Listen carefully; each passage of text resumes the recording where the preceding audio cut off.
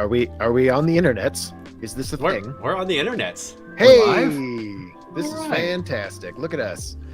Hey everybody, this is Peak D&D. Welcome to our channel if you're new here, and thank you for joining us for our very first live stream?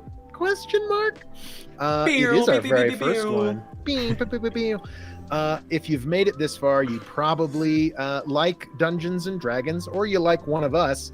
And we are collectively 3/4 of Peak D&D, a YouTube channel and general arcane purveyors of the hilariously magical. And this is hilariously live stream, brought to you by, in no small part, by the contributions of our very own Tony Madonna, who's on screen with us right now. Tony, thank you so much for putting all this mess together. We're going to talk about what brought us here, and after I introduce my other fellow co-host, this is Max. I have no idea if I'm pointing in the right direction or anything.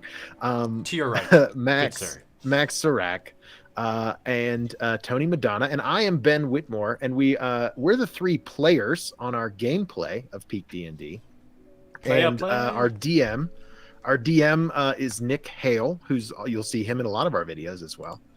But today we're just gonna, introduce ourselves, get our feet wet in this live stream world, and tell you a little bit about our origin story as Peak D&D.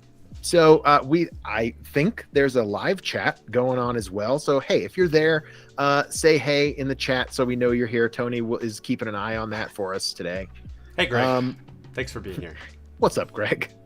And yeah, so and if you're watching this on the replay, make sure to like and subscribe, and if you want to see more of this, leave a comment, tell us what you want us to cover in these live streams, and we've got some big plans, but today we're going to focus a little bit about what led us to today exactly, and sort of what led us to Peak D&D in general. It's we're up here in the Rocky Mountains of Colorado, so the altitude gets to us sometimes. So every now and then we like to just remember, because our medicines make us forgetful sometimes. Very true. So Max, do you want to tell us a little bit about how you found out you were doing a live stream, or how we pivoted to that? Yeah, well, it's a fluid environment, what with pandemics and COVID scares and all that. So, our release schedule got COVID canceled, right? We had a couple folks that had, so half of us had risk of exposure, and it unfortunately corresponded with Ben and I were supposed to be in the studio on Friday. I would love to say that we are like ahead of our game, and we have all of our videos scheduled out for Wednesday releases, months ahead of time, and we're working on April and January, but that would all be a lie. We are definitely like paycheck to paycheck on our Wednesday videos at this point. And so, I'm a very firm believer that like we made a release promise. We're going to put things out on Saturdays and Wednesdays. And we've been really good about getting a bank of Saturdays built back up. But we just ran into this situation where our filming day on Friday got canceled. And in the meantime, Tony and I had been talking about next steps, and like, do we do away with Fae Watch and Talking Fae, and do we switch it to a live stream, and how do we do that? And so, on Thursday of last week, all of these text messages came through, and it's like, well, all of our plans just got completely screwed. So, all right, let's figure out live streams. Let's keep our release promise for Wednesdays and Saturdays and do a live stream. And so here we are. Live streaming. Tony, tell us a little bit about how did you put all this together, man? This is just internet magic to me and Max. Like, I don't understand how this is happening at all. I mean, fair enough, but day and age that we're in now, everyone can and does streaming, it seems like, especially in the Dungeons and Dragons community. So all of the resources are certainly available to us. It's just a matter of kind of going down the wormhole and learning. So I had OBS downloaded for a while just to be proactive. I think I opened it twice. Didn't really see too much going on, but then when this all hit, I was like, Like me and Max say, like I'm a first quarter or a fourth quarter player. So this was the first quarter of live stream. So I was like, cool, let's go. And I was like, oh, scenes, sources, this works, that works, this works, all that kind of stuff. So then I went down the Photoshop to create our beautiful layout that we're in today. I'm on your right, Max is on your left, and Ben is nice in the middle with our sweet logo. I just kind of sort of pieced it together, and then Max on Saturday, I believe, we joined up and did a test, and it went well. I figured out some things, and then we all met up on Monday, did a test, went well, saw some other things, and then today it was actually pretty seamless in the scheme of like coming up with something new, with new technology, with internet, with 3 people. I was surprised how quickly it came together, and OBS, to be fair, is very user-friendly in my humble opinion. I'm pretty learned in technology, but I didn't have to go down a whole wormhole of YouTube videos or Reddit posts of how to. It was pretty self-explanatory. So, and now we're here live streaming with you guys. Nice. Tony is truly the tech guru when it comes to all of this YouTube stuff. I mean, we all did some legwork. I think between the two of us, Tony and I have at least half a brain cell as YouTube producers and editors and whatever, but we're working our way to a full brain cell, but Tony has the larger part of the half. So let's, I'm at like an eighth maybe, but I don't know. So if you have any questions, because we are sort of thinking that we'll make this a regular thing, I think certainly depending on how today goes.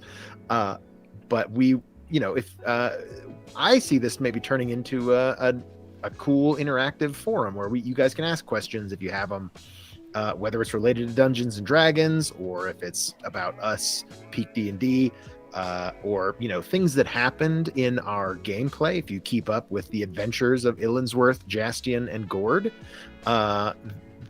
maybe there's some things that happened or are about to happen that we can offer a sneak preview as well, without giving too much away. No spoilers. Yeah, I was gonna say spoilers. No, not cool. No, man. Hey, if you haven't caught up, you need to catch up for these live streams, I think. And then we'll just make sure that we don't give anything too much away. But it was a bit of a cliffhanger most recently. Yes, yeah. Yes, it was. And we'll talk about that.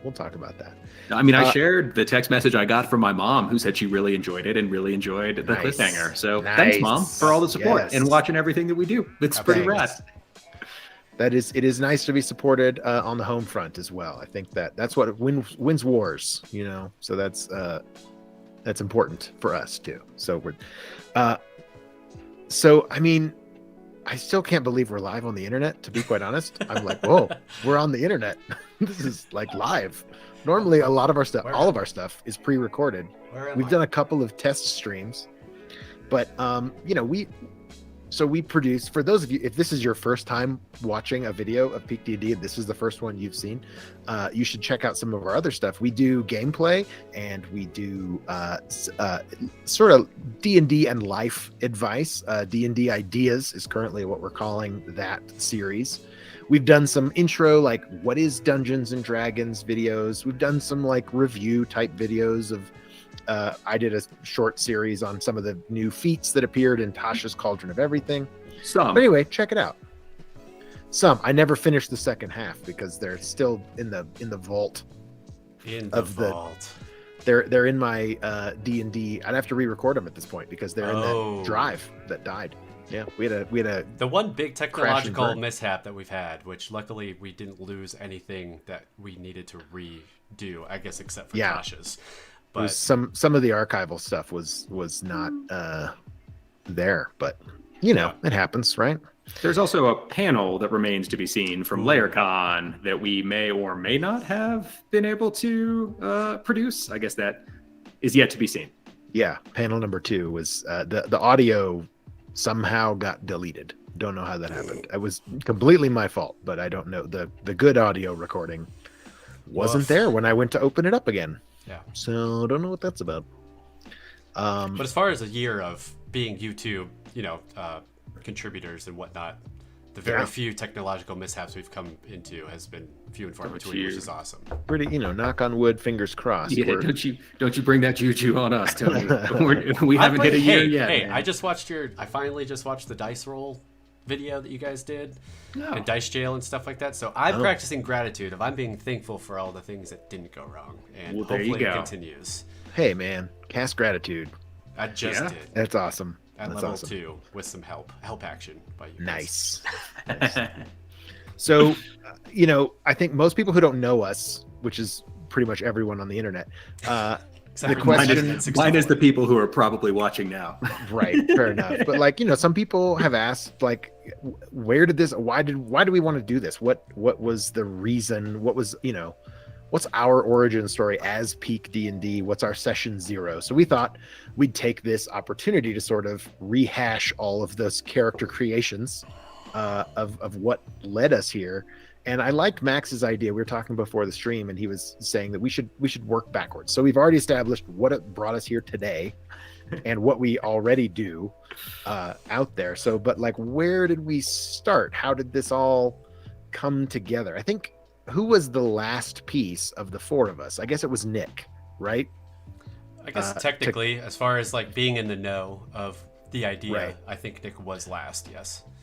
So the 3 of us were we want to do this. We need someone to DM. Let's, amongst our friends, myself included, who's the dungeon master that we want to bring in? That I don't think that's actually right? No, I don't think that's correct at all. Okay, I'm trying to work backwards. So I think I'm getting confused. From my perspective, there were 3 things that happened in a matter of days, 2 of which happened less than 24 hours apart. But it started with, incidentally, a conversation with this dude. Not the most flattering picture. Sorry, cuz. But he and I were on a phone on a call, and he was talking about Ben and I have had a podcast that we've done together for a very long time now, almost a decade. With our good buddy Jeff and Benji before that. And Adam, good man, was like, dude, you and Ben really need to do something else. And, something more. And I feel like the next day, Ben pitched me with an idea about making YouTube videos about Dungeons and Dragons. And then the very next day, less than a day later, I was playing disc golf with Tony and with Jeff, and Tony was like, dude, we should do some gameplay. And this is why I say it's different, because Tony had Nick in mind to DM from when he pitched me the idea.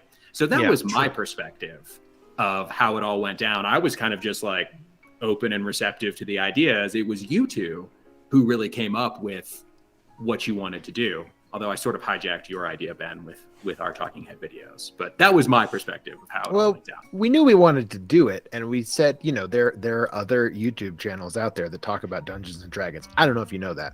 But I thought we were the only one. Yeah, we're we're a cusp. We're on the leading edge here. Oh, okay.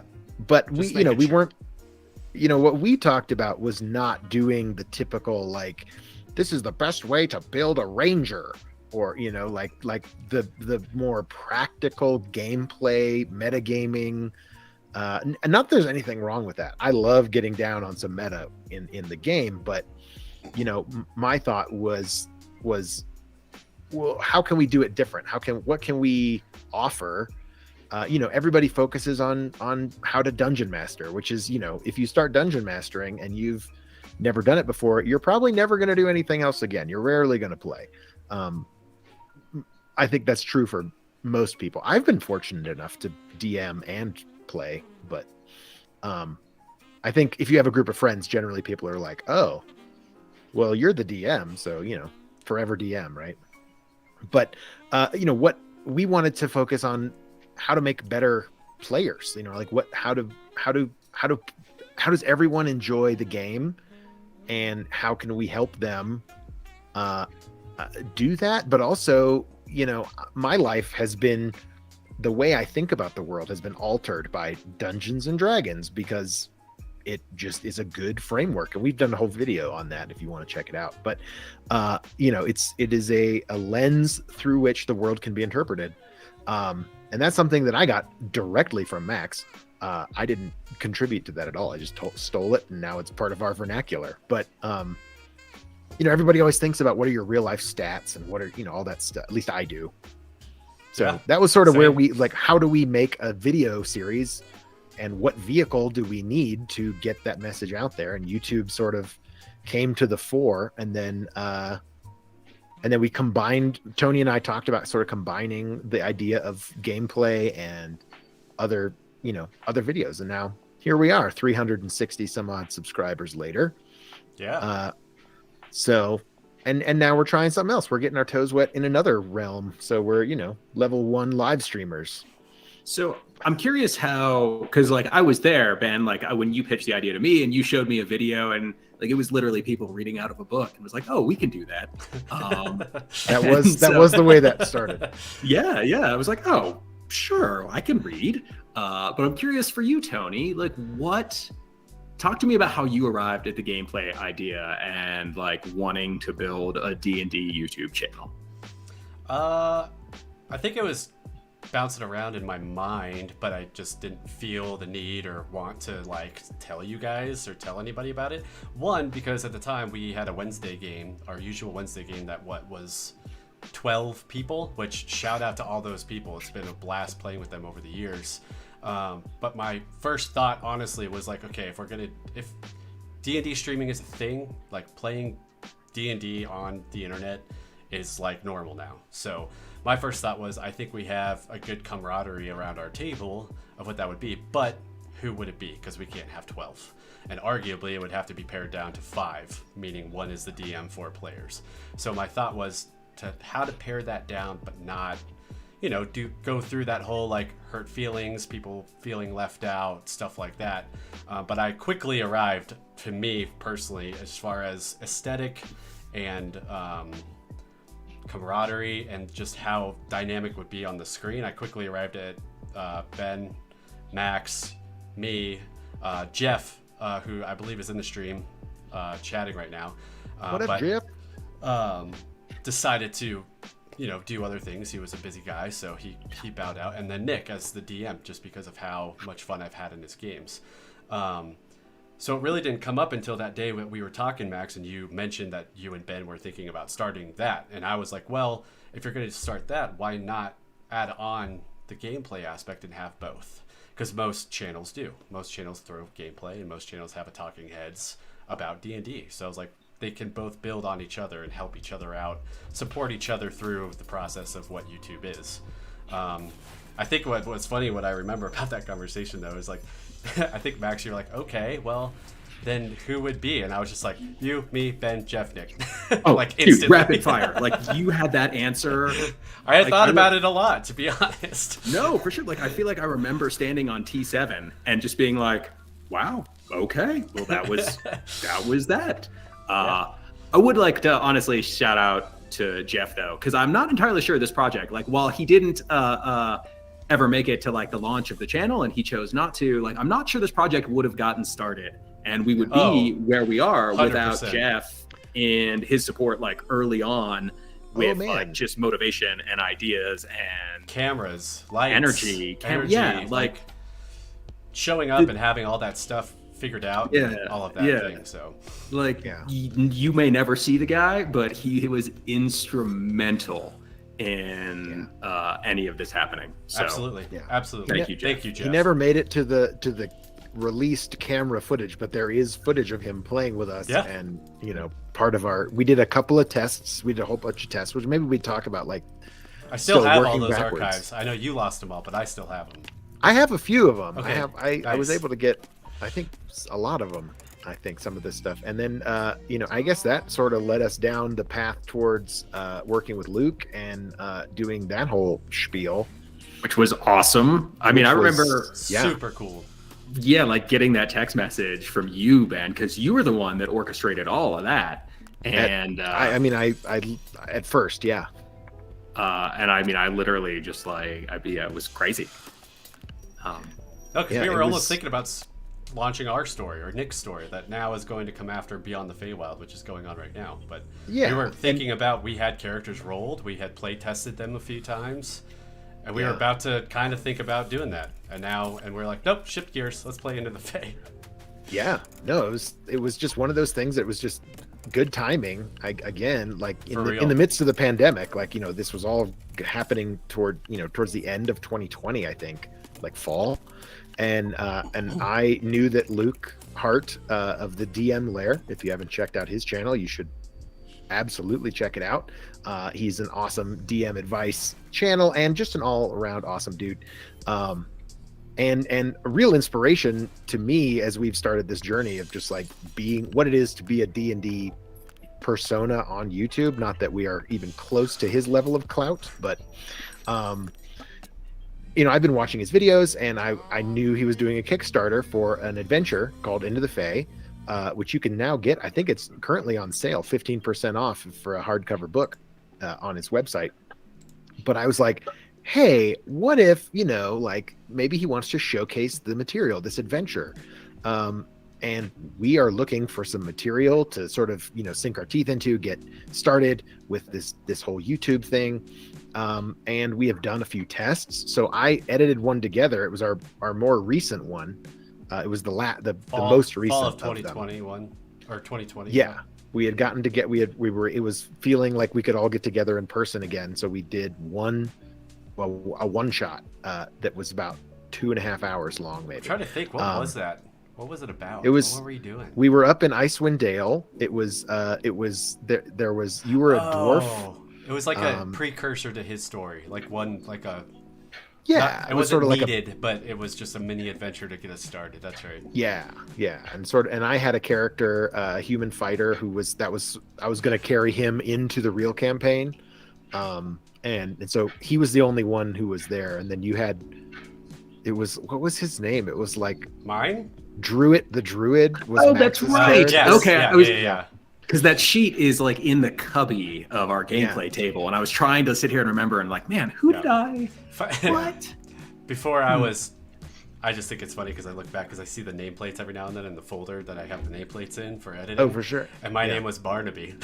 Barnaby Jones. That was before I even knew. Yeah. Hashtag Frisky Dingo. Go watch that Hashtag Frisky Dingo. If you don't know what Frisky Dingo is, it's an awesome precursor show that the creators of Archer did before they did Archer, and it's 2 seasons, never really got off the ground, but it is a classic. It is so good. At least to us, and you will get more of our jokes. You will understand our gameplay a lot more if you watch that. You sure will.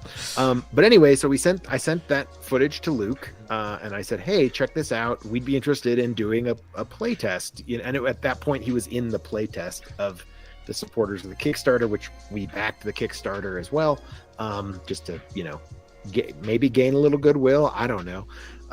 And Luke, against all odds, answered my email. And I fanboyed out for a little bit, and then I was like, okay, yeah, so let's have a meeting about this. And Luke and I sat down, and I talked with the group, and I said, hey, would we be interested in doing this?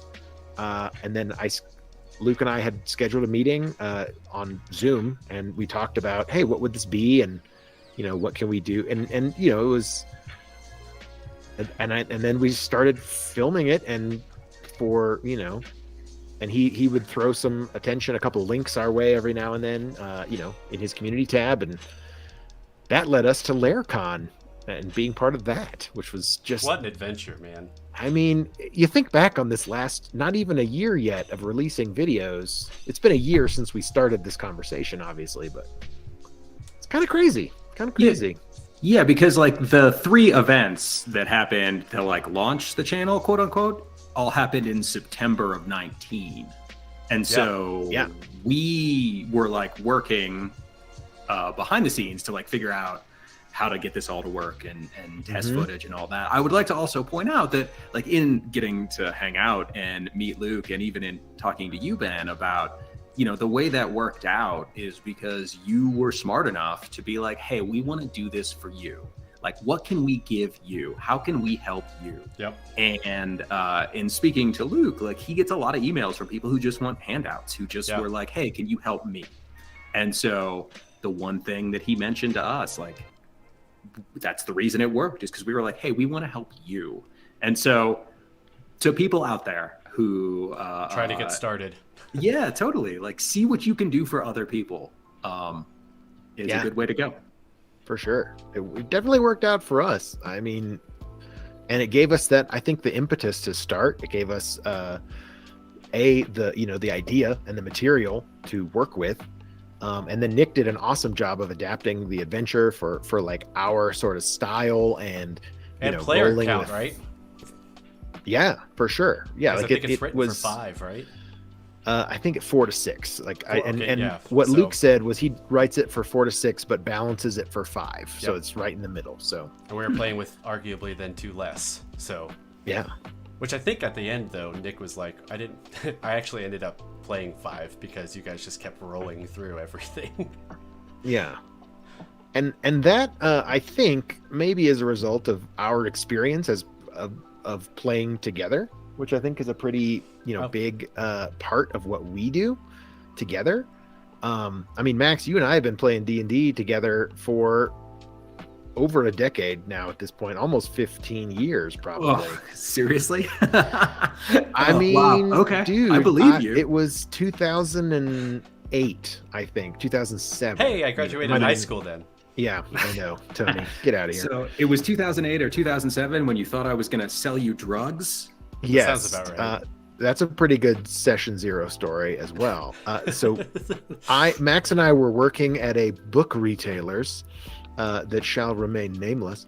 Oh, why? Shout out Borders. I wish I had like a mug or something. I have like my old You do, like your employee to-go cup. Yeah, totally. I guess, it's a now defunct entity, so it's not like they're going to come after us for mentioning their brand. So there was a Borders in our little mountain town up here in Silverthorne, actually technically in Dillon, Colorado, the next town over. And Max and I both worked there. I started in September, and I think, Max, you were traveling the world at the time, as you are wont to do. I certainly was. Certainly back in the day, yeah. Traveling Max, that's what everybody called him. So I'd heard about this, guy who was about my age and, worked in the music section, and like, oh, when Max is here, yeah, he just jams out, puts some tunes on, and like organizes the CD section. Oh man, it's crazy. And as a lover of music, I can understand why that was appealing to you, Max. And we hadn't worked together, and it might have even been like the beginning of the next year, like January, February. You'd come back from wherever your travels had taken you, and I think maybe we had interacted a couple of times, like, oh hey, how's it going? I'm Max. I'm Ben. Oh hey. And then and I had at that point in my life never played a game of Dungeons and Dragons, and that would have been 2008. So yeah, like 14 years ago. My God.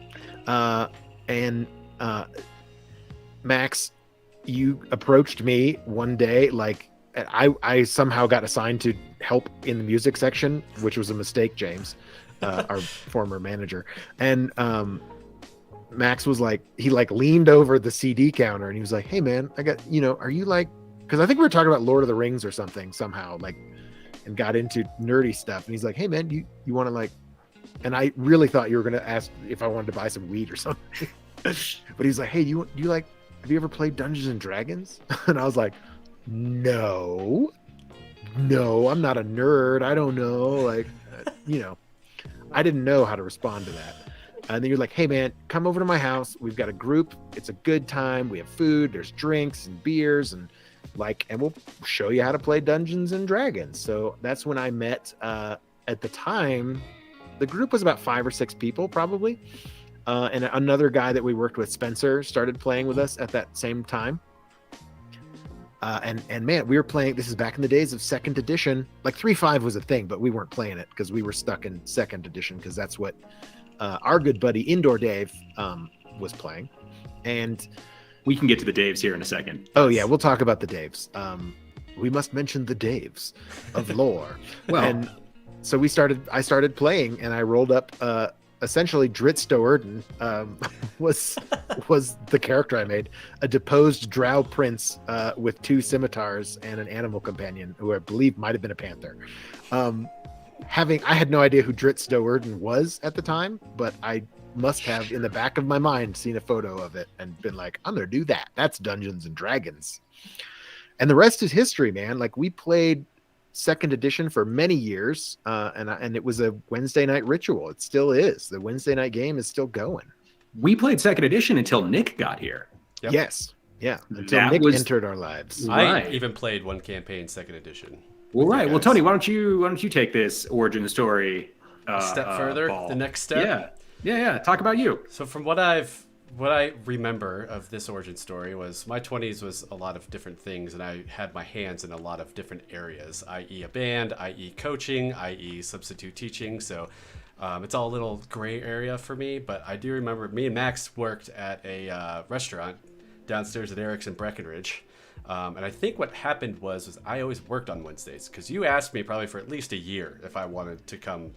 Maybe even 2, because I know you asked like Sean Walter to play, and he played for a bit. Oh yeah, and Jeff also. And then Jeff, I think, followed Sean, if I'm not mistaken. Like, once his schedule kind of worked out, and then I obviously took on Wednesdays because everybody wanted Wednesdays off, so I was the next in line to take Wednesdays, so I was never able to do it. But then when I got my Wednesday, being able to get off, I went and dabbled.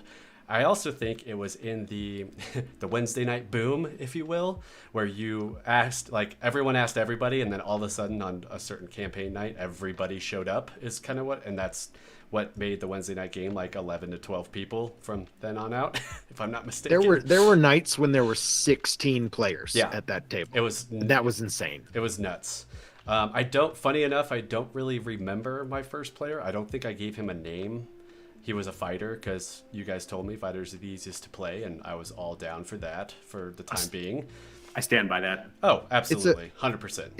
It's a very good starting place for anybody. But yeah, it was like a year of just casual ask of like, hey man, do you want to come roll some dice? And eventually I got to the point where I'm like, yeah, I actually have Wednesdays off and I can come roll dice with you guys. And from then on, I kept my Wednesdays sacred and always came to Max's to roll some dice and eat some food and hang out with good people. So yeah, I think that's how it worked out. Yeah. I want to say that might be worth mentioning, because the group had dwindled, because a lot of people. Yeah. That's Why did the group dwindle, Ben? Because it was my campaign and nobody liked it. That's what it was. I drove people away. That is a lie. You got too busy, or things ramped up, because everyone was having a great time with your crazy superpowered Argelia campaign. But the thing is, so this is the thing about Dungeons and Dragons, is that like the DM needs to show up and needs to do the work, because if you're gonna volunteer to do that, like, the players need to have a DM. And so if that person gets too busy, if life happens or what have you, like, the group is sort of on them. Mm-hmm. And it corresponded with a couple people moving away and life getting busy, and so the group almost folded. At which point, Dave and myself had just been like inviting everybody we possibly knew that might be interested to just like keep it alive. And then, of course, as Tony mentioned, as happens in life, everybody showed up at once. Yeah. I think it was like Peter, Brian, me, Jeff, and maybe Nick. I think Nick was in. Nick and Michelle were my invites. That second edition. So the plan was it was like everybody invite 2 people. That's what I remember Max saying. I don't know if that's how it happened, but I remember Max being like, "Hey, and everybody invite 2 people to join D&D," thinking that maybe 1 or 2 of them will stick around. That we'll have a group of 6 again. Totally. Because we had lost a few people, had moved away. John had left. Yeah. Sure. Yeah. I think it's insane that once you guys did that and everyone showed up, I think it was at least 3 or 4 years and on, I guess now until 2020, basically. So for a solid 5 years, the amount of dedication that all 10 of those new people showed up almost every Wednesday, which is insane as far as a group getting together is concerned. Oh, for sure. And that's when we started playing 3.5, because Nick joined the game. I think he finished out a second edition campaign, and then it was like, hey, who wants to run the next one? And he's like, I will, but it'll be 3.5. I've done that once or twice. I think I could give it a go. And I think I was in that campaign for a brief amount. My life sort of got crazy hectic around that time. Yeah. I was getting married. Work was insanity. we were like building a new theater, and anyway, but I was in and out, so I was part-time at best in our group. Yeah. I do remember that campaign because I came in, I think I had stuff going on too, and I came in maybe a couple sessions late, but right at the beginning. And Nick said that he had a not custom, but he had a race that he allowed. So I was like, all right, I'll take the winged elf. That's fine. And I think I proven to him that campaign that in 3.5, like multi-classing can be doable, because he was very much against it. But I think I had a level or two in like 6 different classes that campaign. I was like, oh yeah, that kind of helps. And then at the end I was like level 20, but level 3 to 5 and everything, and I was souped up in a weird way. And Nick was like, you know what, you just proved me wrong about 3.5 and multi-classing. Yeah, nice. Well, Ben, you were the Praise Paylor. Praise Paylor. Praise Paylor. Yeah, exactly. I was a cleric, because I was like, I need something that's utility and like, if I'm not there, can still be of service and like heal the party. I was just a healing drone when I wasn't there. I was just like, okay, I'll take a healing. I don't think I learned any offensive spells. Like nobody, I never prepared any offensive spells. But also in a group of like 12 people. Do you need to? Yeah, there was lots of folks. Because I mean, there's at least one wizard, and I know I was a warlock. That's the one thing I was sitting here thinking as you guys were talking about 3.5, and I miss the use magical device, UMD. Like some of the coolest things that happened in that campaign, absolutely, that I remember were really a result of having a bunch of ranks in UMD and just trying to make the thing work. And either like absurd failures or awesome like triumphs with that thing. Dude, was that? I mean, that was the campaign with the talking stick, right? Nick's talking stick, the British stick that we carried around, and he was a UMD. He was a magical device that got us from planes and stuff. And I think that was the same campaign. That sounds right. UMD was used a lot in that campaign, I guess, was my thought. Yeah.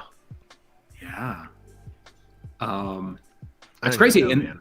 That Wednesday night group, so like, is really a product of like, I was working at a restaurant with Bradley, and he and I maybe had started talking about it, but really it was the 2 Daves at Borders. You know, it's like the best part-time job I ever had, and I mean, like, literally changed the course of my life in a ton of different ways. Certainly with the people that I met, but like, I will never forget like being there. You know, it was within the first couple weeks that I had started working there, and that was, I mean, in August of 2003, and I had graduated college and moved out here not knowing anybody. And I remember just like shelving books in the sci-fi section, which is where a lot of the D&D players guides were at the time, and talking to Dave, who is a manager, and you know, kind of getting nerdy, and like he was feeling things out. I think he had been, you know, looking for a group, LFG, if you will. And, you know, we were talking about it like, oh yeah, no, that'd be cool. And I know this other dude that, you know, I work with, and he said he would be interested as well. And then our other buddy, Dave, just rolls up and he's like, hey, what are you guys talking about?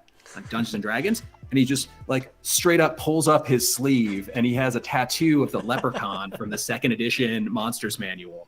And it was like, well, okay. And thus was born the Wednesday group in 2003. Yeah. All through Borders. I was a wee lad of 12. Hey, to be fair, I was in the county, so you could have asked me. I don't know, man. I don't think it would have been appropriate. We weren't trolling the middle school for players yet. Oh yeah, there's a lot of reasons why that wouldn't have been appropriate. Yeah. But trolling middle school for Dungeons and Dragons players is one of those, most certainly. Yeah, well, don't do that. Don't do that, kids. The middle school now has a Dungeons and Dragons club. There's and there's a high school version. There's like a billion every time. Man, it's crazy. It was, you know, this was the way that like it's become pop culture now, like, because it was always a like subculture to me when we were young. Like, you know, you didn't, if people found out that you played Warhammer or Dungeons and Dragons, like, you would get either beat up or like made fun of. Thrown into a So locker. you always played that a little close to the vest. You know what I mean? Like you just like, oh yeah, I like nerdy things. Not really. No, that's lame. I remember dodging that a lot when I was a kid, but now it's like every time that I bring up, my wife works at the high school and I go over and help with theater productions there. Anytime any of the students find out that like I have this YouTube channel, they're like, oh yeah, we have a group and we play and blah, blah, blah. And I was like, oh really? What do you play? And they tell me about their warlock and they tell me about their, like the journey their druid has been on. That's awesome. And I love hearing about other people's characters, which is maybe a good segue into another maybe vision we have for this live stream situation is we love talking about people's characters. We love hearing about your characters and the stories and the adventures that other people do. So, maybe this is a avenue to talk about your favorite characters and what they do. And maybe we bring on some celebrity guests and celebrity, like air quotes around that. But like, maybe Luke would do us a solid and be on our live stream and talk about his favorite character he ever got to play. I don't know. Who knows? I mean, I will say that people do love talking about their characters, which I mean, sort of tracks. You figure infamously that, so. Most people like talking about themselves, so it does stand to reason. Unconsciously, right? Like it stands to reason that a lot of people then like to talk about their like fake selves too. But it is, a lot of people like to talk about their characters for sure. Your character is an extension of yourself or an idealized version of yourself, at least in some way. So I think that, and if it's not, you should try it. Try putting a little bit more of yourself into your characters and see what happens. See where it takes you. You know what I mean? In a game. But yeah, I mean, that's a great point, Max. Thanks. I'm curious. End of statement. Admittedly, before we started, I was like, I'm not going to have the chat window pulled up or anything. Have we gotten a question or anything via the chats? No. Nope. Okay, cool. Greg just says we're a little blurry, and Jeff is thanking for how kind we were for our words. Sweet. All good, man. I was just making sure. We got to start somewhere, man, with this live stream. So gotta start hey, somewhere. Dude, I'm not. 2 comments is great. 2% of our followers are watching right now. I am not in any way. I was just making sure we did them right. Oh, absolutely. I would chime up if something came up. Oh, cool. As we've never done this before, I just wanted to make sure. Figuring out our first live stream. Yeah. Heck yes. I feel like it should be scrawled in crayon or on the thumbnail, like our first live stream. Like the E is backwards. Stick figures. Yeah. Spelled wrong. All that good stuff. Maybe that's what it'll be. I don't know. We'll have to see. Why not? Crazy, man. So we've covered a lot of ground actually for our very first live stream. We talked about our old gaming groups and how that all like brought the four of us together over a love of Dungeons and Dragons, and then how that sort of evolved into what is now Peak D&D. Man, I just think of like and this first year has just been wild. I sort of think of like some of the benchmarks we've reached aren't the benchmarks maybe we expected to, but we did a con in our first year, like as not just attended, like we were part of it. Yeah. Which is pretty dope. I mean, that was amazing, an amazing experience. But again, it's all about just being of service. We were like, hey, how can we help? We have a PA system. Can I bring it? We'll drive out to Texas and bring the microphones and all that stuff, and Jeff wants to know when we have merch. We need some merchandise. We technically do, but we don't push it at the moment. But we do have I think it's Redbubble. We have a Redbubble store. I think we have a Teespring too. Or maybe it's Teespring. It's one both. Of the two. We might have both. I don't know. That's part of the year 2 plan. Yeah. Is all of that stuff. And also the follow-up to that is we'll have more merch when you decide to design some more, Jeff. Oh, touche. No, I'm just kidding. But if you do want to do any art for us, we would be happy to do it. We'd love to have you. But yeah, I think that's part of the year 2 plan. At least my thought, like going into all of this, was like, again, I mentioned at the beginning about like, all right, we made that release promise. Like, we're going to put things out on Saturday. We're going to put things out on Wednesdays. Consistency. And in my mind, I think that, it's important when you build something to have that strong foundation. And so it was always like, all right, let's just hit that in year one. Like, let's make sure that is rock solid. And then let's start layering stuff on top of that. And, try to build something that's awesome and go slow as opposed to. Pretty much reached that goal. We're about 2 months away. Close. Yeah. First spring, man. So, spring 22 will be a year. So. Through weird pandemic times and through the holidays in the last 2 months, we've made it happen. Yeah, and that's not small. I mean, that most people, many YouTube channels, and I'm going through, I'm trying to learn as much as I can about YouTube and how to be a YouTuber. And that's started up this week again. And anyway, but it's, most YouTube channels is a soundbite that they like to quote, like, don't make it past a year before they stop posting videos. So we're well on the way to continue doing that, to get beyond that cutoff. So we're just gaining momentum. I feel like things are starting to. I feel like every time we continuing forward, we come to like a shelf, then something kind of starts spiking again, and which certainly reinvigorates me in one way, shape, or form. Not that I'm less motivated, but reinvigorated when you see those numbers go up, for sure. Oh, for sure. I mean, we're dipping our toes into level 2 YouTuber. We're just past that benchmark, but I mean, like the first 100 were not as difficult as the next 100, and we're burning through the third 100 at this point. So, which is, I mean, that's great. That to me speaks of gaining momentum and absolutely could at least continuing steady, Which I would say, just to say about our levels, our level YouTube, we judge by the D&D 5th edition numbers. So XP 300, chart, 300 is level 2. I think 900, we got a long way. 900 will be level 3. We got a ways to go. We got to grind through level 2, but we're already leveling up with live streams. This is, hey, we're on. Hi, we're live. What's up? Is this our class feature that we took? Live streams? I mean, interesting. Maybe.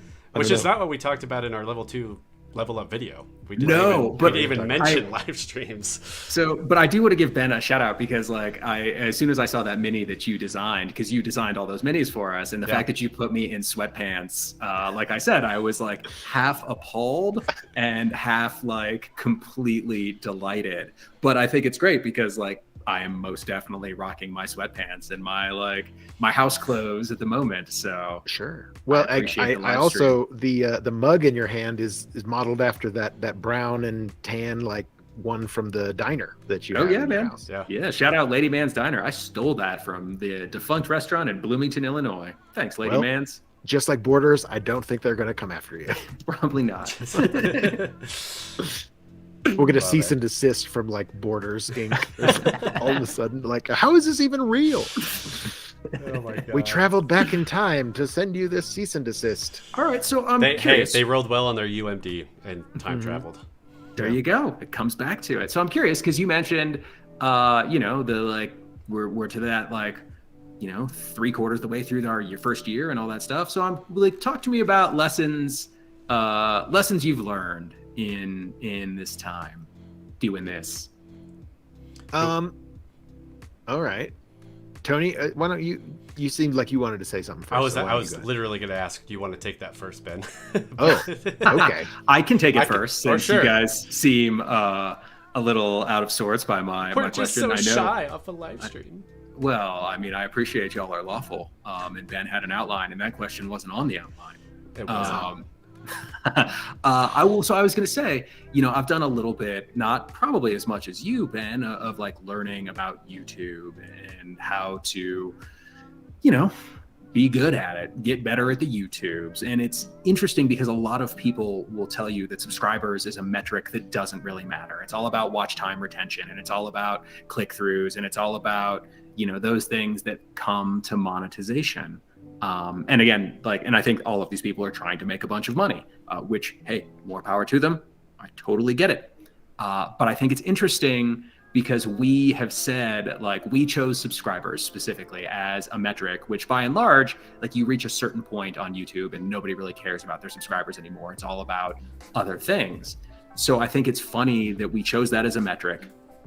And it's one that, you guys know, I am bad when it comes to scoreboards. Tony, we have played disc golf for a lot of years together, and I stopped keeping score a long time ago because I just get wrapped up in the numbers. Me and Chris just put smiley faces on your scorecard. I know, it's great. Or poop emojis. Sometimes there'll be a party hat. Depending on quadruple bogey. Yeah, that's a poop emoji. Totally. Yeah, I get a star. And honestly, man, I am great with my second grade disc golf scorecards that I've never seen. Math makes Max feel frowny face. Yeah, no, but I will tell you, you were kind of talking about, building up and gaining momentum. And I mean, you guys know there have been days I don't know, it never occurred to me that we would lose subscribers, and the psychological effect of watching that number go down and self-value and identity, all of that stuff, man, it beat me up in the fall of this past year at the beginning. And I've gotten better about it. And I've started celebrating our wins. I do a new subscriber dance every time I see that number go up. And so I'm all about celebrating those victories. But that's one thing that this channel has certainly illuminated for me is careful the metrics you choose. And, just the psychological effect of watching them. But I like our subscriber metric. I stand by our subscribers XP chart. Oh, absolutely. I think it's fun. Yeah. I think along those lines, that is certainly something that I've noticed. And I was like, oh, yeah, choosing to do this as a metric. When you do hear a lot of that advice of don't pay attention to it, that's not important.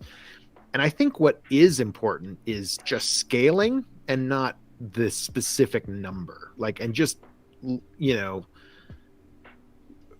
running I like to think we run our channel as, we were one of the big boys, which we are very much not.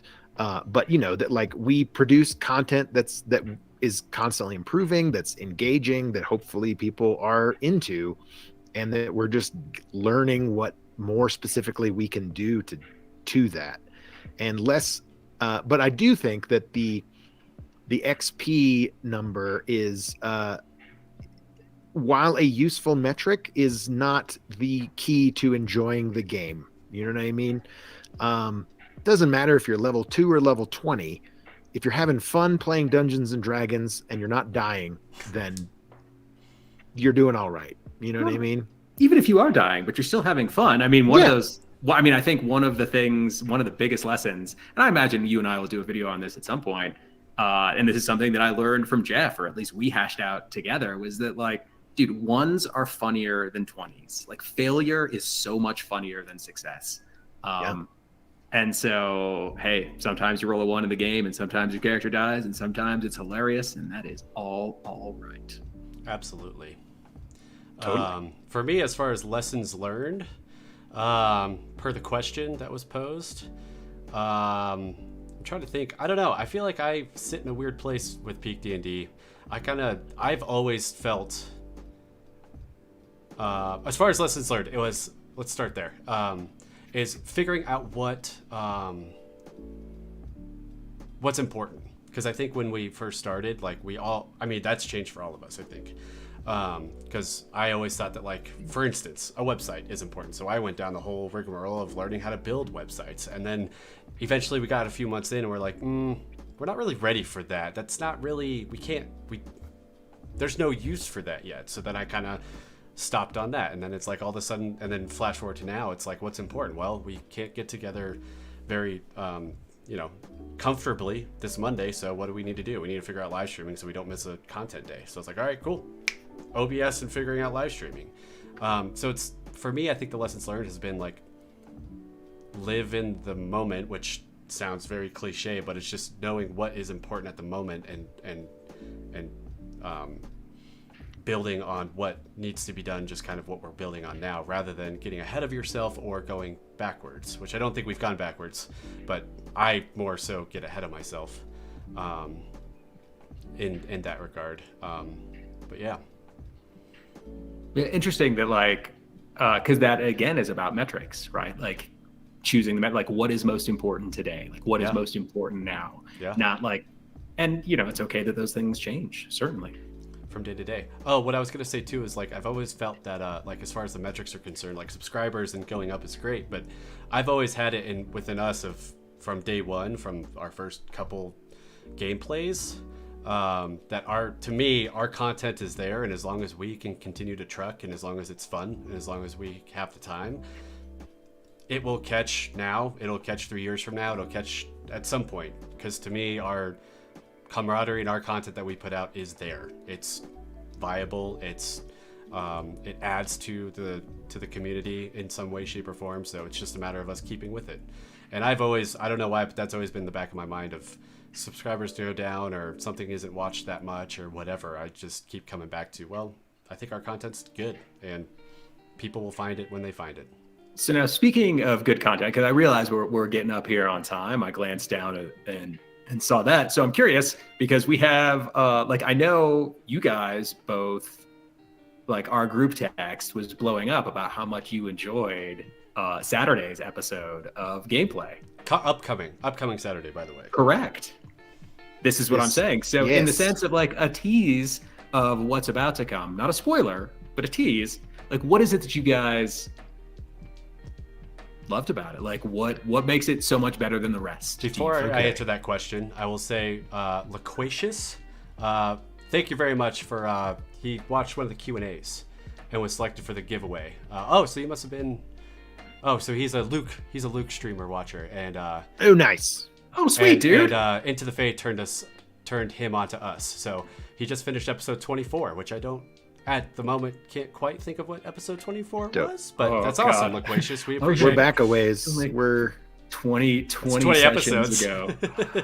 Yeah. But yeah, I just wanted to throw a shout out to Loquacious who got turned on by Luke. So thank you very much for following us, man. Right on. That's super funny. Yeah. What do you think we were? What would you think 24 was? It's 2/3 in. It ended at 36. So yeah, so we're 2/3 in. I was gonna look it up and cheat. But... I want to say that was around the hag. Like that was the first. That hag. Sounds right. The Bone Palace was about to happen. I'm gonna go with good old Gibby Neck. That's Gibby Neck also with meat is free. It could be Gibby Neck too. That's my guess. Back to the current episode. If you're keeping up with Beyond the Feywild, which is the next leg of our campaign,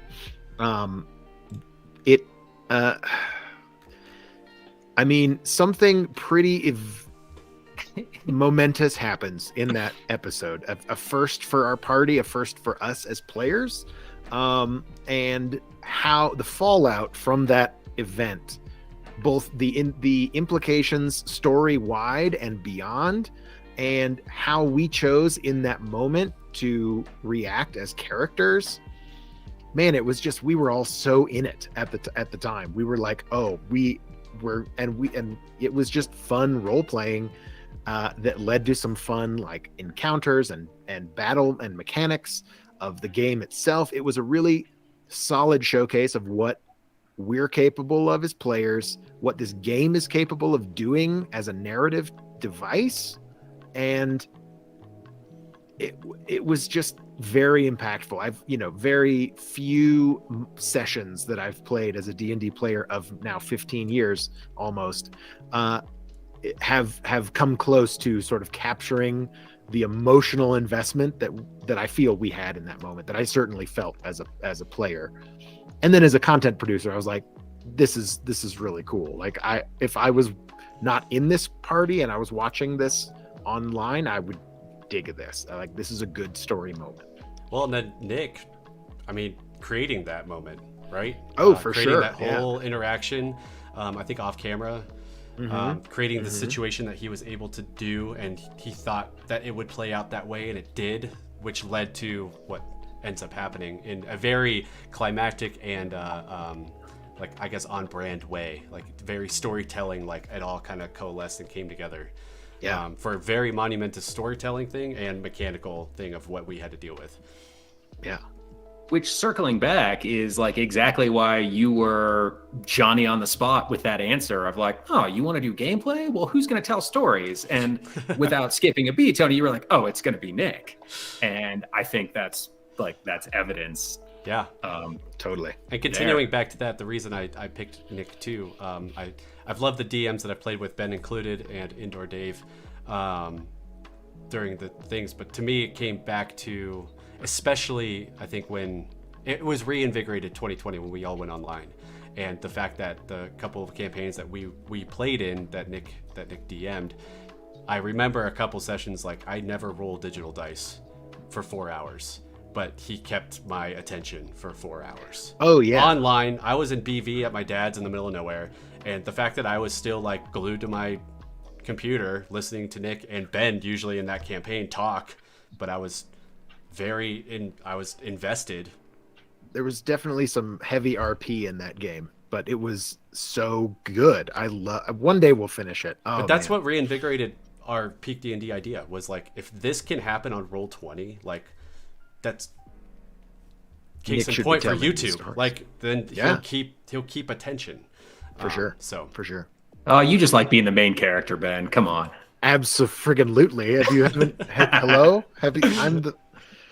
That's why I will choose one day to play a very low charisma character just so I can take a step back and like not. But I don't think you will. Face. I mean, I think you will choose that low character. I don't think you'll take a step back. I think you charismatically play low charisma. I think you will take a step forward, face palming with every other step. Yes. Only time will tell. And yes, episode 24 was the Bone Palace. Oh, good call. Loquacious said, yeah, sat in the hag's house in the swamp.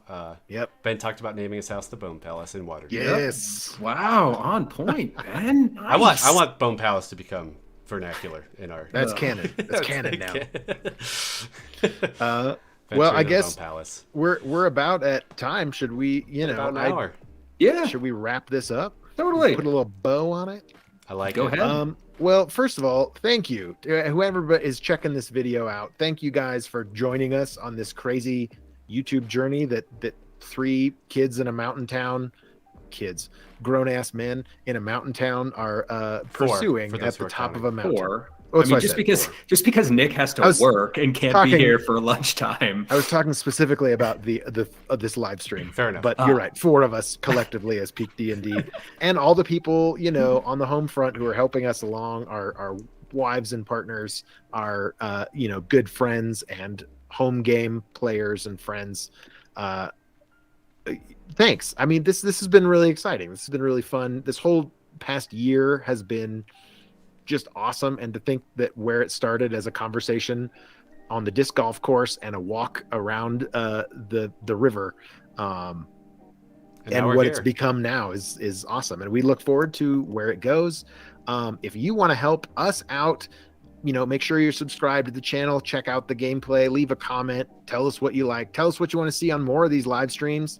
And you can, send us an email, cast sending, as we say in our D&D ideas videos, peakdnd@gmail.com. All the links are down there in the description part.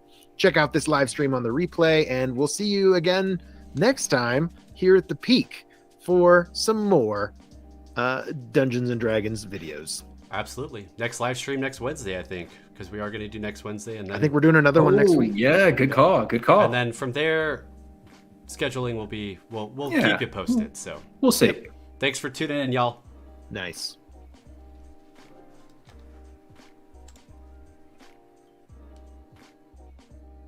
How long do we have to hold this? I don't know.